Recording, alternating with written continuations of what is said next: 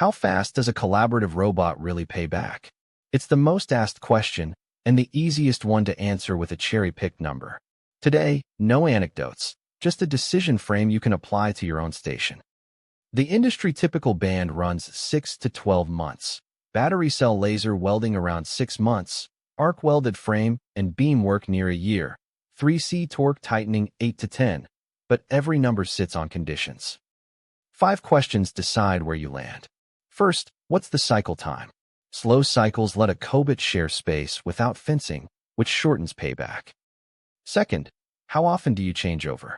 Multivariant, small batch lines lean on drag to teach, to reprogram in minutes, and that recovered downtime is real money. Third, what's the labor burden? High-cost posts pay the cell back in 12 months without strain. Fourth, how heavy is the compliance load?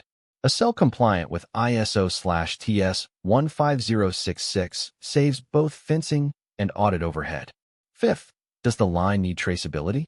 Every bolt torque logging into an IETF 16949 framework adds quality loss savings on top. Hit 3 or more of the 5, and you typically land in the 6 to 9 month bracket. Hit only 1 or 2, and the timeline stretches to 12 to 18. A Cobot's edge is flexibility and compliance, not raw cycle time. For heavy payload, tight cycle posts, the right answer is still an industrial 6-axis behind a safety light curtain. Frame your station with the 5 questions, then compare options, and no single number will mislead you. This is EVST.